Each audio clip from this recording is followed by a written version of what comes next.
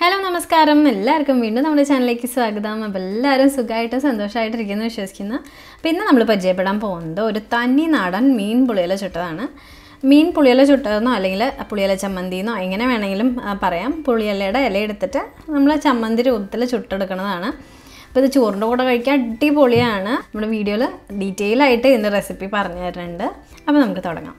അപ്പോൾ ആദ്യം തന്നെ നമുക്ക് പുളിയില ചമ്മന്തിക്കുള്ള അരപ്പ് റെഡിയാക്കി എടുക്കാം.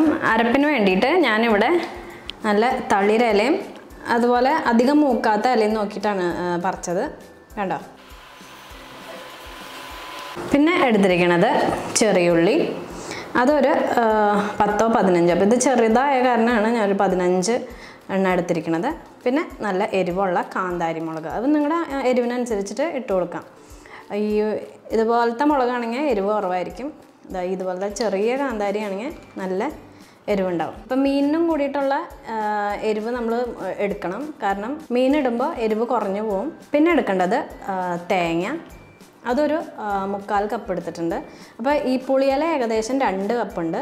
ഒരു വലിയ വാളം കാന്താരി മുളക് എടുത്തിട്ടുണ്ട്. 15 ചെറിയ ഉള്ളി എടുത്തിട്ടുണ്ട്. ഇത് വലിപ്പം കുറവായ കാരണം 15 എണ്ണം ഞാൻ എടുത്തു. വലിപ്പം ഉള്ളതാണെങ്കിൽ ഇതിൻ്റെ പകുതി എടുത്താൽ മതിയിട്ട് അളവാണ്.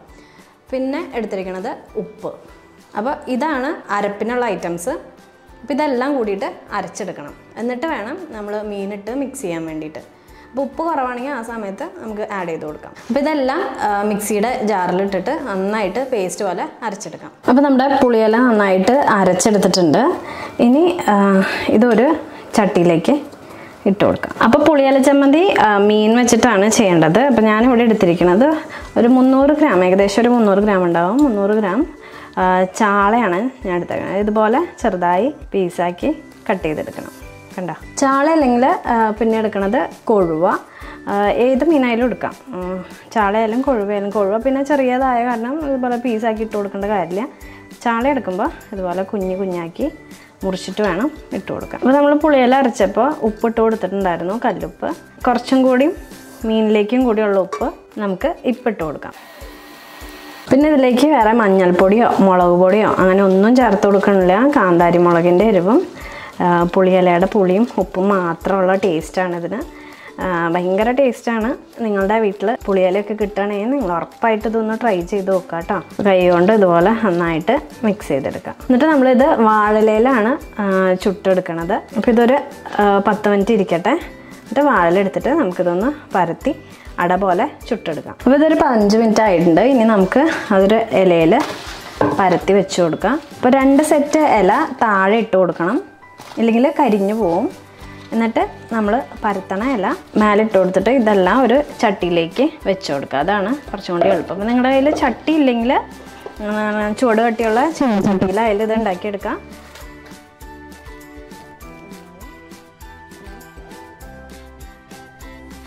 വെച്ച് കൊടുക്കാം.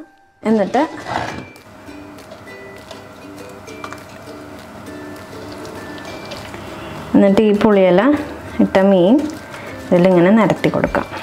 ചാളയിലും കുറച്ചും കൂടി ടേസ്റ്റ് കൊഴുവ വെച്ച് ചെയ്യുമ്പോഴാണ്. അപ്പോൾ നിങ്ങൾക്ക് കൊഴുവ കിട്ടുകയാണെങ്കിൽ കൊഴുവ തന്നെ ഇട്ട് ചെയ്യാം. കട്ടിയില്ലാതെ ഇതുപോലെ പരത്തി കൊടുക്കാം. എല്ലാ സൈഡും ഒരുപോലെ കട്ടിക്ക് പരത്തി കൊടുക്കാം.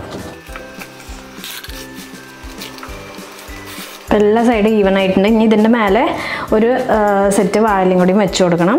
ഇനി ഇതിൻ്റെ മേലെയായിട്ട് വളരെ കുറവ് വെളിച്ചെണ്ണ അതുപോലെ ഒറ്റിച്ച് കൊടുക്കാം. പുളിയും മീനും മിക്സ് ചെയ്യുന്ന സമയത്തായാലും വെളിച്ചെണ്ണ ഒഴിച്ചു കൊടുത്ത് നന്നായിട്ടൊന്ന് കുഴച്ചെടുത്താൽ മതി.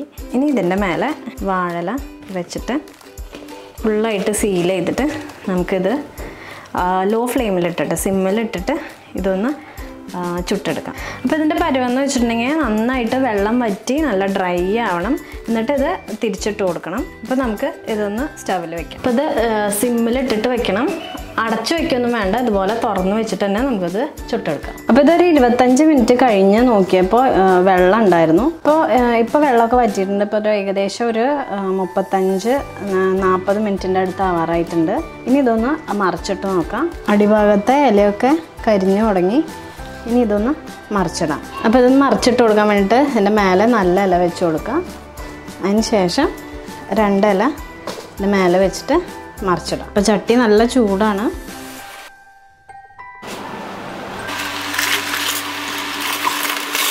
അപ്പോൾ ഇത് പതുക്കെ മാറ്റി കൊടുക്കാം.